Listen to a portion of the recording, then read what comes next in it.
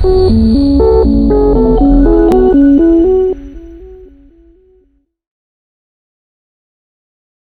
पुराने जमाने की बात है। एक राजा था। उसके महल में एक बहुत सुंदर बाग था। बाग में तरह तरह के फूलों के पौधे और अनेक प्रकार के मीठे फलों के पेड़ थे। लेकिन इस बाग में सबसे आश्चर्यजनक चीज थी, एक सेब का पेड़ था जिसमें सोने के सेब लगते थे। राजा ने इस पेड़ की देखभाल का खास इंतजाम कर रखा था। जब इसके फल पकते थे तो चौकीदार रात दिन पेड़ का पहरा दिया करते थे ताकि कोई सोने का सेब चुराकर न ले जाए। लेकिन एक दिन की बात है कि बाग के माली ने जब सोने के सेबों को गिना तो उसमें से एक सेब गायब था। उसने दौड़कर राजा को खबर दी। राजा फौरन बाग में पहुंचा। उसे यह देखकर बड़ा आश्चर्य हुआ कि देखभाल का इतना पक्का इंतजाम होने पर भी एक सेब किसी ने चुरा लिया।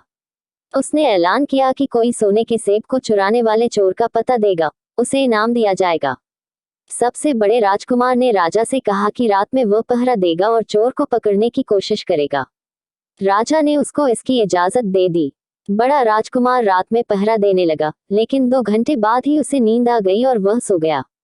सुबह उठकर जब उसने सेबों को गिना तो वह देखकर चकित रह गया कि रात भर में एक और सेब गायब हो गया था। इसके बाद दूसरी रात को मंझले राजकुमार ने पहरा देने का काम संभाला, उसे भी नींद आ गई और तीसरा सेब चोरी हो गया।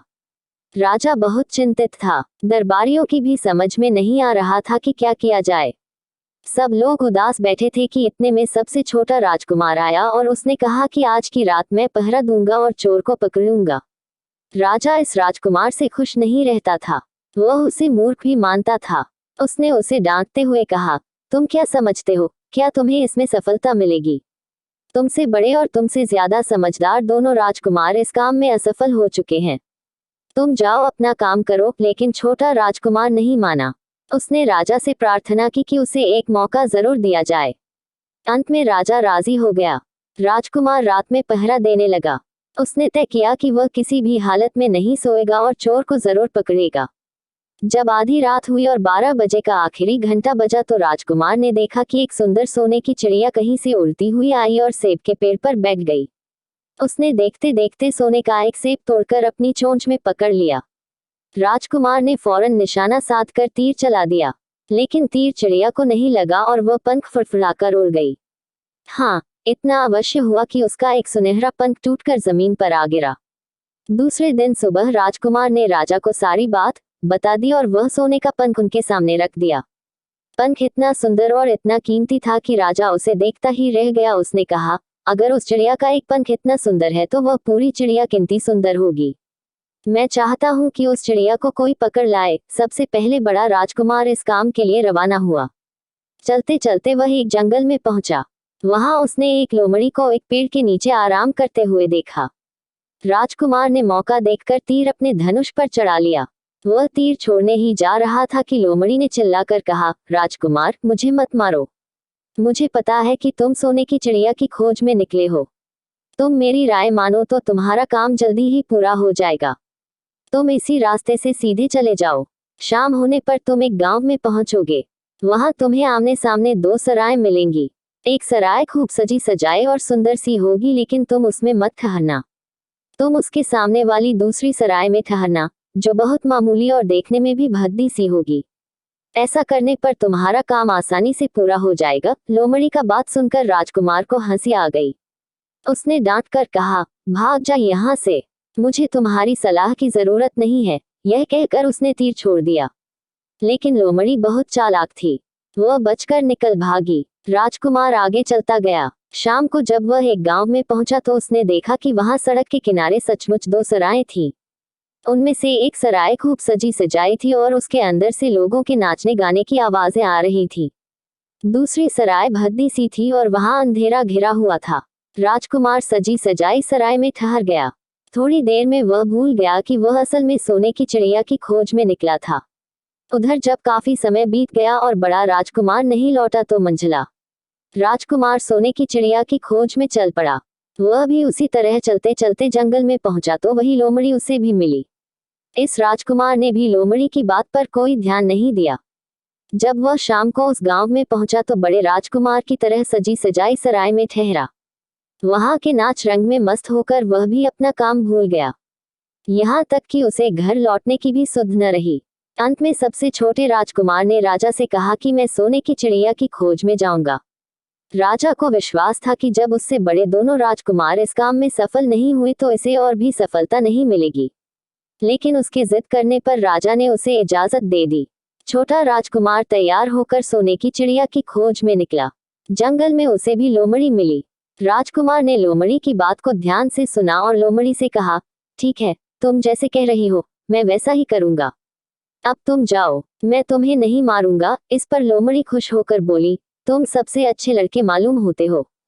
तुमने मेरी बात बात का मजाक नहीं उड़ाया और मुझ पर तीर नहीं चलाया। मैं तुमसे खुश हूं और तुम्हारी मदद करूंगी। आओ, तुम मेरी पूंछ पर बैठ जाओ, मैं तुम्हें उस सराय तक पहुंचा देती हूँ। देखते देखते लोमड़ी की पूंछ काफी बड़ी हो गई और राजकुमार उस पर बैठ गया। उसके बैठते ही लोमड़ी हवा में उड़ने लगी और थोड़ी ही देर में मैदानों और पहाड़ों को पार करके उसी गांव में जा पहुंची। राजकुमार ने उसकी सलाह को मानकर छोटी और पुरानी सराय में ही डेरा डाल दिया। वह दूसरी सजी सजाई सराय से दूर ही रहा।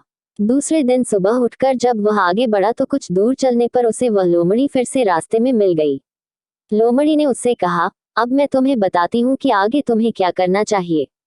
तुम सीधे चलो, आगे चलने पर तुम्हें एक बहुत बड़ा किला मिलेगा जिस पर सिपाही लोग पहरा दे रहे होंगे। तुम सिपाहियों से डरना मत और सीधे अंदर चले जाना, क्योंकि वे इस समय सो रहे होंगे। तुम बेधड़क होकर किले में घुसते चले जाना और उनके कमरों को पार करते हुए उस जगह पहुंच जाना जहां लकड़ी के एक मामूली से पिंजरे में सोने की चिड़िया बंद है। तुम चिड़िया को पिंजरे सहित उठाकर किले से बाहर ले आना। लेकिन एक बात याद रखना, चिड़िया के पिंजरे के पास ही एक बहुत सुंदर सा सोने का पिंजरा भी रखा होगा। तुम भूलकर भी चिड़िया को उस पिंजरे में मत रखना, मगर तुम उसे लकड़ी के पिंजरे में से निकालकर सोने के पिंजरे में रखने की कोशिश करोगे तो बाद में पछताओगे। यह कहकर लोमड़ी ने राजकुमार को फिर से अपनी पूंछ पर बिठाया और थोड़ी ही देर में उसको किले के पास पहुंचा दिया। राजकुमार ने किले का पास जाकर देखा कि सचमुच उसके पहरेदार सो रहे थे। वह बिना डरे सीधा महल में घुस गया और थोड़ी ही देर बाद वह उस कमरे में जा पहुंचा जहां सोने की चिड़िया एक पिंजरे में बैठी हुई थी। पिंजरे के पास ही सोने के 3 सेब पड़े हुए थे। इन सेबों को देखकर राजकुमार ने फौरन पहचान लिया कि ये सेब उसके पिता के बाग के ही थे। सोने की चिड़िया इतनी सुंदर थी कि राजकुमार उसको देखता ही रह गया। वह उसको उठाकर लाने ही वाला था कि उसकी नजर पास ही पड़े एक सुंदर से पिंजरे पर पड़ी। वह पिंजरा बहुत सुंदर था और उसमें तरह तरह के कीमती पत्थर जड़े हुए थे। सोने की चिड़िया के लिए वही पिंजरा ठीक मालूम पड़ता था। राजकुमार लोमड़ी की बात को भूल गया और उसने सोने की चिड़िया को लकड़ी के पिंजरे से निकालकर सोने के पिंजरे में बंद कर दिया। लेकिन नए पिंजरे में आते ही चिड़िया ने खूब जोर जोर से शोर मचाना शुरू कर दिया। राजकुमार पिंजरे को उठाकर कमरे से बाहर भी नहीं निकल पाया था कि बहुत से सिपाही कमरे में घुस आए और उन्होंने राजकुमार को पकड़ लिया। अब राजकुमार को अपनी भूल का पता चला। उसे याद आया कि लोमड़ी ने उससे क्या कहा था, लेकिन अब क्या हो सकता था। सिपाही उसे खींचते हुए राजा के दरबार में ले गए। राजा के पूछने पर राजकुमार ने सारी बात कह सुनाई। राजा बोला, तुम मेरे महल में चोरी करने के लिए घुसे थे। मैं तुमको माफ नहीं कर सकता, तुम्हें फांसी की सजा दी जाएगी। लेकिन मैं तुम्हें एक मौका देता हूँ, अगर तुम मेरे लिए सोने का घोड़ा ला दो तो मैं न सिर्फ तुम्हें छोड़ दूंगा बल्कि सोने की चिड़िया भी तुमको दे दूंगा। राजकुमार को अपनी जान बचाने के लिए राजा की शर्त माननी पड़ी। अब वह सोने के घोड़े की तलाश में निकला। किले के बाहर जाने पर उसने देखा कि लोमड़ी का उसका इंतजार कर रही है। उसने लोमड़ी को सारी बातें बताई। लोमड़ी ने निराश होते हुए कहा, मैं अब तुम्हारी कोई मदद नहीं करूंगी। तुमने मेरे कहने के अनुसार नहीं किया। मैंने जिस तरह से कहा था, अगर तुम उस तरह से काम करते तो इस मुसीबत में नहीं फंसते और सोने की चिड़िया तुम्हें मिल जाती। राजकुमार बोला, इस बार मुझे माफ कर दो, मुझसे गलती हो गई। मेरा काम तुम्हारी सहायता के बिना नहीं चलेगा। मुझे राजा ने सोने का घोड़ा लाने के लिए कहा है, वरना वह मुझे फांसी पर चढ़ा देगा। लोमड़ी ने कहा, खैर मैं तुम्हें माफ करती हूँ। अब तुम ऐसा करो कि मेरी पूंछ पर बैठकर सीधे चले चलो। कुछ दूर जाने पर तुम्हें एक दूसरा किला मिलेगा। उसी किले की घुड़साल में तुम्हें सोने का घोड़ा बंधा हुआ मिलेगा। महल के नौकर चाकर सब सो रहे होंगे। तुम चुपचाप जाना और घोड़े को खोल लेना। लेकिन एक बात याद रखना, वहां घोड़े के पास ही घोड़े पर कसने के लिए 2 जीनें रखी होंगी। उसमें से एक तो पुरानी चमड़े की जीन होगी और दूसरी सोने की जीन होगी। तुम सोने की जीन को छूना भी मत और उस घोड़े पर पुरानी चमड़े की जीन को कसकर सवार हो जाना और उसे दौड़ते हुए किले से बाहर चले आना। राजकुमार ने वादा किया कि वह ठीक ठीक वैसा ही करेगा। लोमड़ी ने उसको अपनी पूंछ पर बैठाया और कुछ ही देर में वह उसे ले किले के पास जा पहुंची। किले के पास पहुंचते ही लोमड़ी ने उसे नीचे उतारा और फिर वहां से चली गई। राजकुमार सीधा फाटक से किले में घुस गया। अंदर जाकर उसने देखा कि वहां के सभी नौकर चाकर सोए हुए थे। थोड़ी ही देर में वह किले की घुड़साल में जा पहुंचा। वहां एक बहुत सुंदर सुनहरा घोड़ा बंधा हुआ था। राजकुमार ने पास जाकर देखा कि वह घोड़ा सचमुच सोने का था। ऐसा सुंदर घोड़ा उसने सपने में भी नहीं देखा था। उसने आगे बढ़कर घोड़े को खोल लिया। जब वह बाहर निकलने लगा तो उसकी नजर एक कोने में पड़ी हुई सोने की जीन पर गई। यह जीन बहुत सुंदर थी और इसमें हीरे मोती जड़े हुए थे। उसके पास ही एक फटी पुरानी चमड़े की जीन पड़ी हुई थी। इतने सुंदर घोड़े पर पुराने चमड़े की जीन कसना राजकुमार को अच्छा नहीं लगा। उसने सोने की जीन उठा ली और घोड़े पर कसना शुरू किया। इतने में घोड़ा जोर से हिनहिना उठा। किले के नौकर चाकर जाग गए। थोड़ी ही देर में राजकुमार पकड़ लिया गया। राजकुमार को सिपाहियों ने हाथ बांधकर अपने राजा के सामने पेश किया। राजा ने सारी बातें सुनकर कहा, तुमने मेरे घोड़े को चुराने की कोशिश की है, इसलिए तुम्हें फांसी की सजा दी जाएगी। लेकिन अगर तुम मेरा एक काम कर दो तो मैं तुम्हें छोड़ सकता हूँ। यहाँ से कुछ ही दूर एक सोने का महल है और उसमें बहुत सुंदर राजकुमारी रहती है। अगर तुम अपनी जान बचाना चाहते हो तो उस राजकुमारी को मेरे पास ले आओ। तुम्हें इनाम में यह सोने का घोड़ा दे दूंगा। बेचारा राजकुमार, वह फिर से एक नई मुसीबत में फंस गया। उसे मजबूर होकर राजा की शर्त माननी पड़ी। अब वह सोने के महल की खोज में निकला। कुछ दूर चलने पर फिर उसे वह लोमड़ी मिली। पता नहीं कैसे लोमड़ी को सारी बातें मालूम हो गई थी। वह बोली, देखो तुमने इस बार भी मेरी बात नहीं मानी। मेरी बात मान जाते तो यह नई मुसीबत तुम्हारे गले नहीं पड़ती। खैर, मुझे तुम पर दया आ रही है। मैं तुम्हारी मदद करूंगी। चलो, मैं तुमको सोने के महल के पास पहुंचाए देती हूँ। तुम महल के बाहर ही कहीं पीछे छिपे रहना। जब उसमें से शाम को राजकुमारी तालाब में नहाने के लिए बाहर आए तो तुम आगे बढ़कर उसका हाथ पकड़ लेना। जैसे ही तुम उसको छुओगे, राजकुमारी तुम्हारे साथ आने के लिए राजी हो जाएगी। लेकिन एक बात याद रखना, तुम उसको वहां से अपने साथ ले आना। उसे वापस महल में मत जाने देना। वह तुमसे कहेगी कि मैं अभी अपने माता पिता से मिलकर आती हूँ। लेकिन तुम उसकी बातों में मत आना, वरना फिर मुसीबत में फंस जाओगे। यह कहकर लोमड़ी ने फिर से अपनी पूंछ फैला दी और राजकुमार उस पर बैठ गया। देखते देखते लोमड़ी हवा में उड़ती हुई कुछ देर बाद सोने के महल के पास जा पहुंची। महल के पास पहुंचते ही राजकुमार एक पेड़ की आड़ में छिपकर बैठ गया। शाम को जब राजकुमारी नहाने के लिए किले से बाहर आई तो राजकुमार ने हिम्मत करके आगे बढ़कर उसका हाथ पकड़ लिया। उसके छूते ही राजकुमारी उसके साथ चलने के लिए तैयार हो गई। वह बोली, राजकुमार, तुम मुझे जहां भी ले जाना चाहोगे मैं तुम्हारे साथ चलूंगी, लेकिन मुझे थोड़ी देर के लिए अपने माता पिता से मिल आने दो। राजकुमार ने कहा, नहीं, यह नहीं होगा।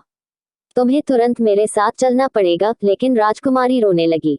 इतनी सुंदर राजकुमारी को रोते देखकर राजकुमार का मन पिघल गया। अंत में वह राजी हो गया और बोला, जाओ, थोड़ी देर के लिए माता पिता से मिलाओ, लेकिन फिर तुरंत बाहर चली आना। लेकिन राजकुमारी ने जैसे ही किले में पैर रखा, किले के पहरेदार जाग गए और उन्होंने राजकुमार को पकड़ लिया।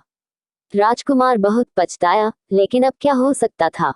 सिपाहियों ने उसे अपने राजा के सामने पेश किया। राजा बहुत निराश था। उसने उसी वक्त हुक्म दिया, इस राजकुमार को फौरन फांसी पर चढ़ा दिया जाए। यह सुनकर राजकुमार रोने गिड़गिड़ाने लगा। इस पर राजा ने थोड़ी देर विचार करने के बाद कहा, मैं अपनी आज्ञा वापस नहीं ले सकता, लेकिन अगर तुम मेरा एक काम कर दो तो तुम्हारी जान बच सकती है। हमारे किले के ठीक सामने यह जो बड़ा पहाड़ है, इसके कारण हमारे किले की सुंदरता नष्ट होती है।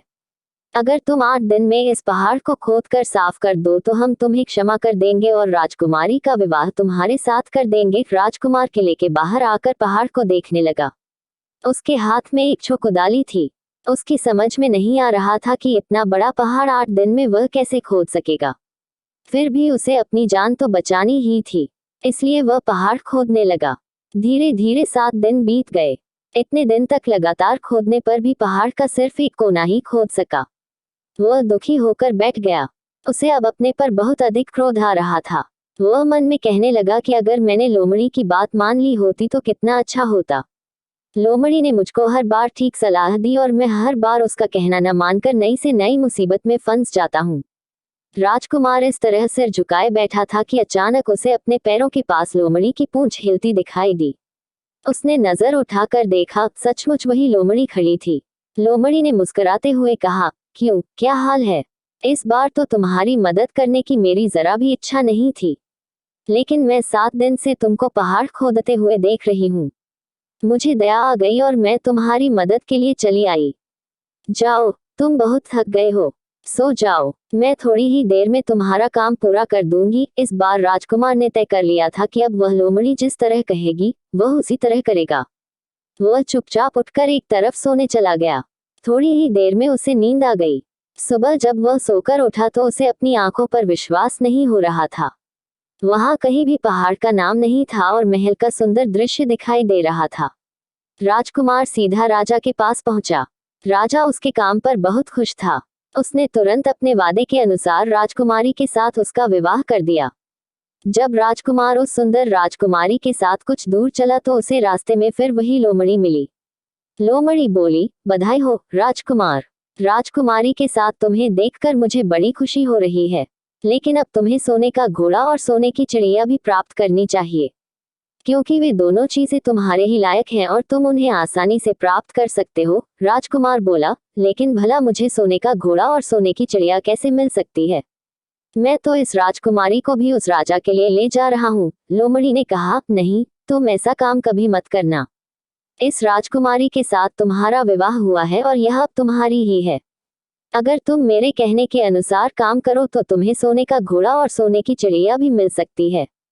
तुम पहले इस राजकुमारी को लेकर सोने के घोड़े वाले राजा के पास जाओ। राजा खुश होकर तुमको सोने का घोड़ा दे देगा।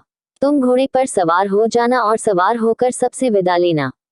राजकुमारी से तुम सबसे बाद में विदा लेना। जैसे ही तुम राजकुमारी के पास पहुंचो, तुम उसे हाथ से पकड़कर घोड़े के ऊपर खींच लेना और घोड़े को दौड़ा देना। सोने का घोड़ा इतना तेज दौड़ता है कि दुनिया का तेज से तेज घोड़ा भी उसकी बराबरी नहीं कर सकता। जाओ, तुम पहले इतना काम पूरा करो, इसके बाद आगे का काम मैं तुम्हें बाद में बताऊंगी। मैं तुम्हें वहां रास्ते में मिलूंगी। राजकुमार ने ठीक वैसा ही किया जैसा लोमड़ी ने उससे कहा था। जब सोने के घोड़े वाले राजा ने खुश होकर उसे इनाम में सोने का घोड़ा दिया तो राजकुमार उस पर सवार हो गया और उससे विदा लेने लगा। अंत में वह राजकुमारी को उठाकर घोड़े को तेजी से दौड़ाता हुआ किले से बहुत दूर निकल आया। रास्ते में एक पेड़ के नीचे लोमड़ी उसका इंतजार कर रही थी। उसे देखकर लोमड़ी बोली, शाबाश, अब तुम सोने की चिड़िया भी प्राप्त कर लो। जब तुम सोने की चिड़िया वाले राजा के पास पहुंचोगे तो वह इस घोड़े को देखकर बहुत खुश होगा। तुम उससे कहना कि पहले सोने की चिड़िया का पिंजरा मेरे हाथ में दे दो, तब मैं यह घोड़ा तुमको दूंगा। जब वह पिंजरा तुम्हारे पास लाए तो तुम पिंजरा उसके हाथ से छीन लेना और घोड़े को दौड़ा देना। बस ऐसे चिड़िया तुमको मिल जाएगी और कोई तुम्हें पकड़ भी नहीं सकेगा। इस बार भी राजकुमार ने ठीक वैसा ही किया। वह राजकुमारी के साथ ही घोड़े पर बैठा रहा और जब राजा ने उसके हाथ में सोने की चिड़िया का पिंजरा दिया तो उसने देखते देखते एड़ मार दी और सोने का घोड़ा हवा से बातें करने लगा। कुछ दूर चलने पर लोमड़ी उसे मिली। राजकुमार ने उससे कहा, तुमने मेरी बड़ी मदद की है।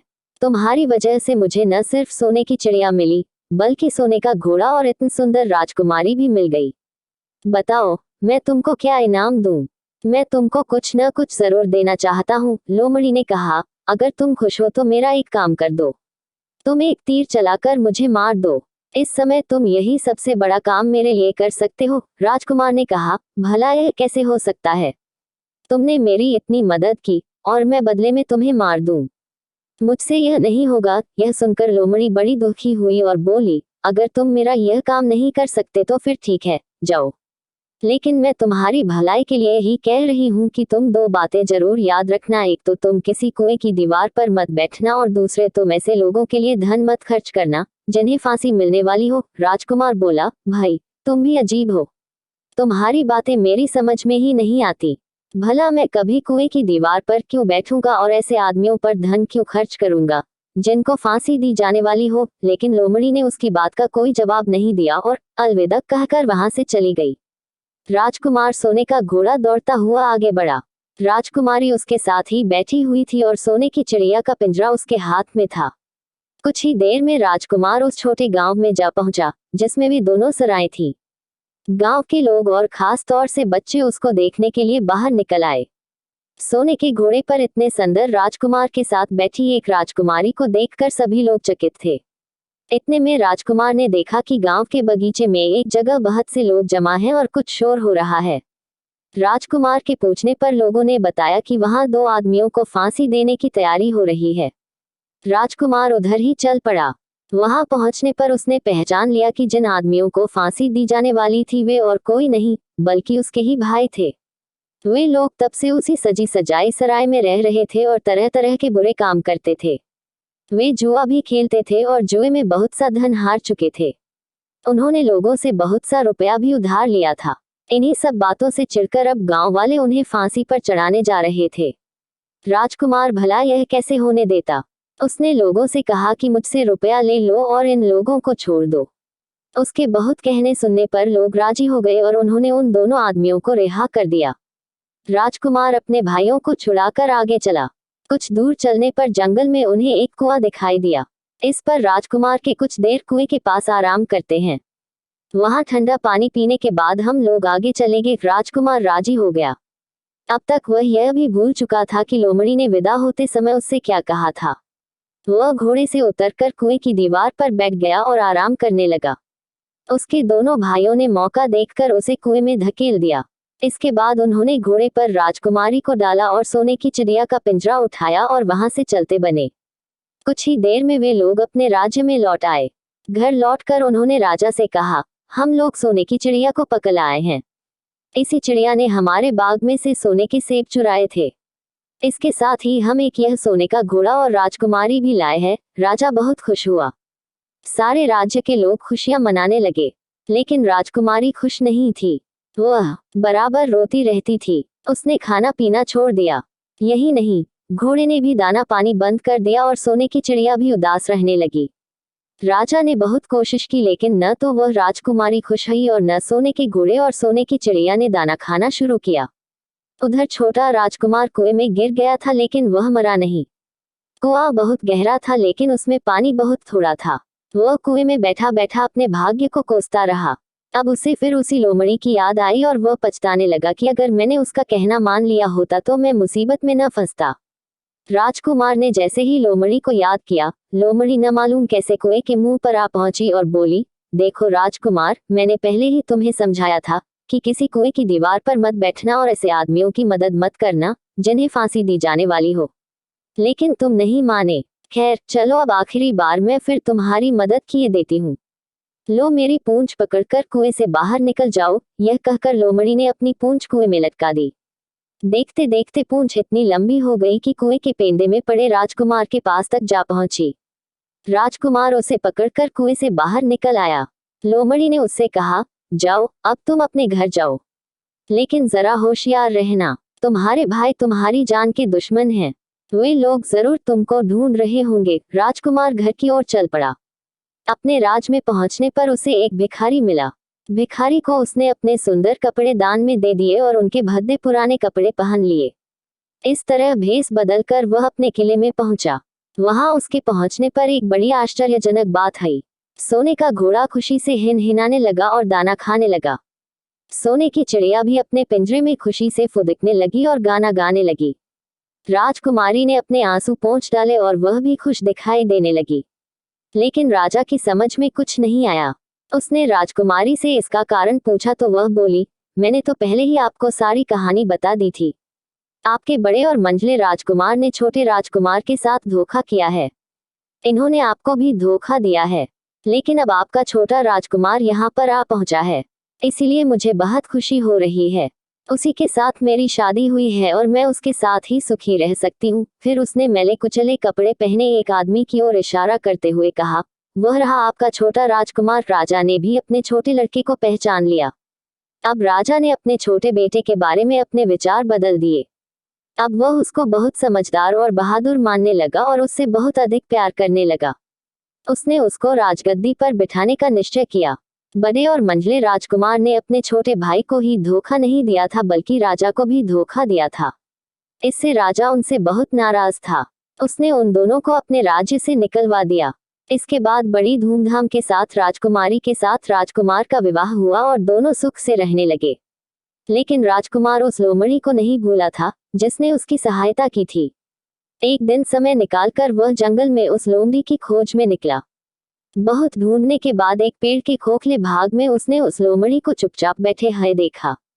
लोमड़ी बहुत उदास थी और पहले से बहुत ज्यादा दुबली भी हो गई थी।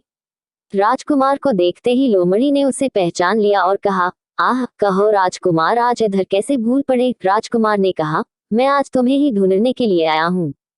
चलो मेरे बाग में आराम से रहना, वहाँ तुम्हें किसी तरह की तकलीफ नहीं होगी। यहाँ तो जंगल में तुम्हें खाने पीने की तकलीफ होती होगी और जंगली जानवरों और शिकारियों का डर बना रहता होगा। लोमड़ी ने कहा, नहीं राजकुमार, मैं यहाँ ठीक हूँ, और भला अब तुम्हें मेरे डेस्क से क्या लेना देना। तुम्हारा काम निकल गया, अब तुम सुख से अपने राज में रहो। राजकुमार बोला, नहीं, तुमने मेरा बड़ा उपकार किया है, मैं तुम्हें इनाम देना चाहता हूँ और अपने साथ ही रखना चाहता हूँ। राजकुमारी भी बहुत खुश होगी, वह भी तुमसे मिलना चाहती है। लोमड़ी बोली, अगर तुम सचमुच मुझे इनाम देना चाहते हो तो मेरा एक काम कर दो। मैंने तुमसे पहले भी कहा था कि तुम तीर चलाकर मुझे मार दो, इसी से मेरा लाभ होगा। असल में एक जादूगर ने मुझ पर जादू कर रखा है। मैं लोमड़ी नहीं हूँ, मुझे उसके जादू के प्रभाव से लोमड़ी के रूप में रहना पड़ रहा है। मैं तो उसी देश का राजकुमार हूँ जहाँ की राजकुमारी से तुम्हारा विवाह हुआ है। असल में वह राजकुमारी मेरी छोटी बहन है। अगर तुम तीर चलाकर मुझे मार दोगे तो इस जादू से मुझे मुक्ति मिल जाएगी और मैं फिर अपने देश लौट सकूंगा। राजकुमार को यह सुनकर बड़ा आश्चर्य हुआ। उसने फौरन अपने धनुष पर तीर चढ़ाया और लोमड़ी की ओर छोड़ दिया। तीर के लगते ही लोमड़ी मर गई और उसमें से एक सुंदर सा राजकुमार निकल आया। फिर दोनों राजकुमार आपस में गले मिले। इसके बाद दोनों राजकुमार वापस महल में लौट आए। वहां राजकुमारी अपने भाई से मिलकर बहुत खुश हुई।